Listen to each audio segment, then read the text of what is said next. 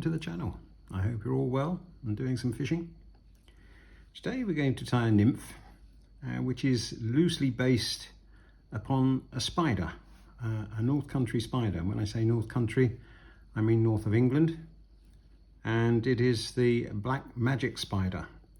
But this will be the black magic nymph, which, as I say, is loosely based upon the black magic spider which was tied by Frederick Mould not that long ago, really, in the early 1960s. So let's get into the tying. Now, as you can see, I've got a jig hook in the vise, which is not something that I often use, but I'm trying to keep to, as close as I can, the tying of Jonathan Barnes, of his black magic nymph. So this is a size 16 jig hook, and this is a 2.8 slotted bead, and I'm using 6/0 black thread. If you know anything about the black magic spider, you'll know more or less what the content is.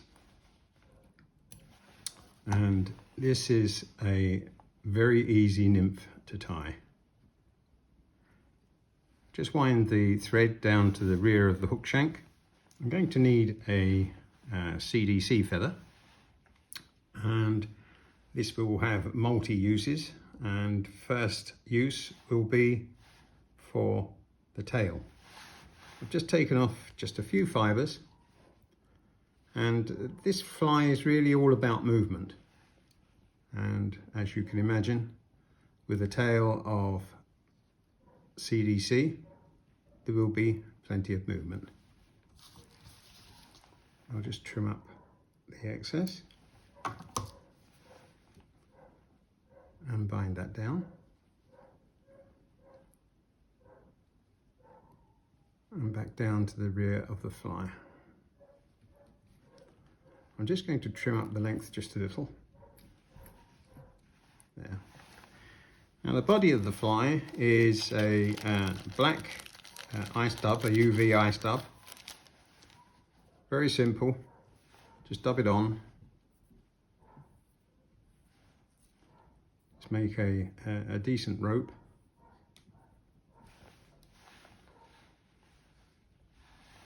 Keep it tight and wind up towards the bead.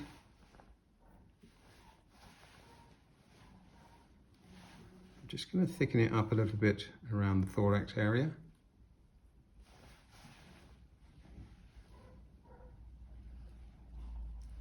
Like so.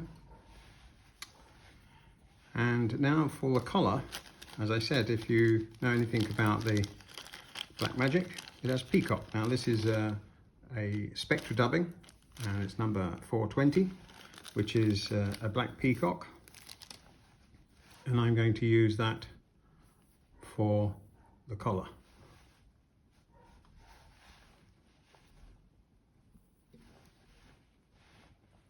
Just wind it on a nice tight collar of the material. Pull those fibres back. Right, now, as I said, I started to use some of the materials of that CDC feather, and the rest will be used for the collar. So I'm just going to pull back the fibres and tie in the CDC feather.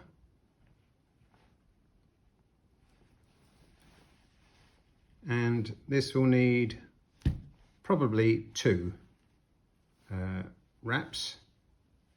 Need a nice healthy collar,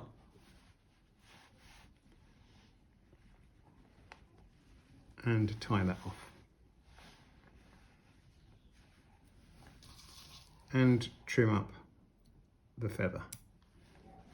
I'll also trim up that stalk there. Pull back the fibres.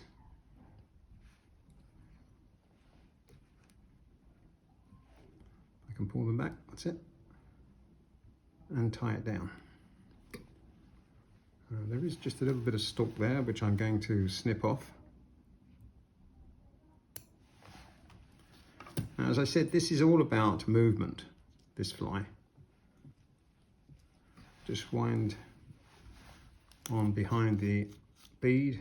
I'm going to put a little bit of glue on the thread.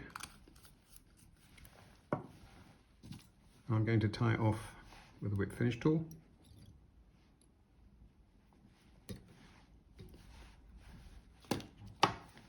And trim up the tying thread. Now, if some of these fibers are excessive in terms of length and they go beyond the tail, you can always just pinch them off with your finger and thumb. And really, that's all there is to the Black Magic Nymph. It's a great fly, especially in coloured water. If it's particularly coloured, a black fly always serves well, but this particularly so. Now, here are some other examples. This is a size 14 with a 3.3 black or tungsten bead. This is a size 16, the same as I've just tied. And this is a size 18. Now, on the size 18, I have used a standard countersunk bead because that has less weight in it. And that would be ideal as a dropper for dry dropper or for pocket water fishing. Absolutely smashing. So there you go, a very simple nymph based on Mould's spider, the Black Magic spider. Do give it a try. It's a simple tie and it can have some great results. Hope you enjoyed the tying. Don't forget to subscribe if you're not already a subscriber, and I'll see you in the next video. Bye.